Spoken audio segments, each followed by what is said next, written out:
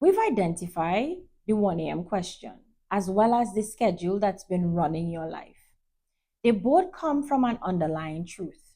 Let's get into it. I want to reveal an insight about a recurring theme from conversations I have with beauty providers. They will share a business problem, something specific and external, could be about price, boundaries, or client retention, along those lines. We would find a solution, they would implement it, and it works momentarily. Because a few weeks later, another problem arises. Different shape, but same root. I kept noticing the problem was never just the pricing or boundaries. Those are the symptoms. The deeper we explored, what was surfacing is an issue with the woman running the business. Who she believes she is, what she believes she deserves, how she leads herself. That's what keeps bringing me back to the same truth in my coaching.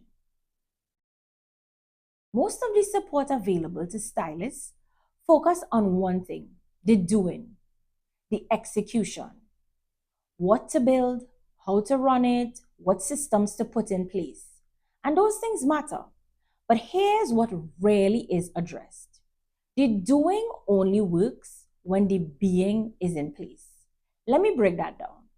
The woman behind the stylist, the identity, the values, the capacity, that's the being piece. That's who's making every decision in your business. You can give a woman the best booking system in the world. If she doesn't believe her time is worth prioritizing, she'll misuse it. The doing without the being is a leaking bucket. We have to bridge them. You've built something. The craft is excellent. The clients are loyal. Your standards are high. But you still hit ceilings.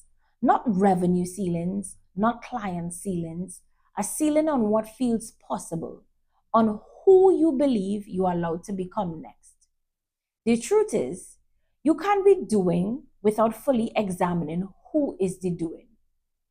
Being and doing are not two separate things. They are one conversation.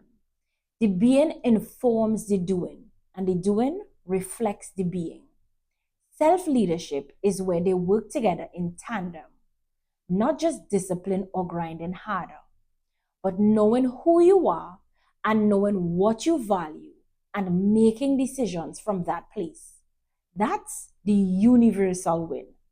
Not just the business and not just life, both together at the same time. If you've tried coaching before and it didn't stick, I want to offer you a different perspective than the one you've experienced. You didn't fail, it didn't fail. The conditions possibly weren't just complete. If the support only addressed the doing, the tactics, the systems, it was always going to be temporary because it didn't touch the woman implementing it. If the support addressed the being without grounding in real execution, it stayed in the realm of feeling without ever becoming real results. Both matter. The stylists I work with aren't challenged because they lack talent. The challenge comes from when they're trying to build an external result without tending to the internal foundation, or the reverse of that, tending to the internal without the executing power to bring it to life. The work that I do lives at the intersection of both. And what becomes possible there is just a better practice. It's a better life, a fuller one.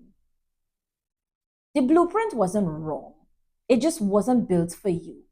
And when you understand that, I mean really understand that, the design did not consider the intricacies of what matters to you, everything will change. The final video in this series is called The Value of Being Coached. Everything that's available to you, the keys of success that I share. See you there.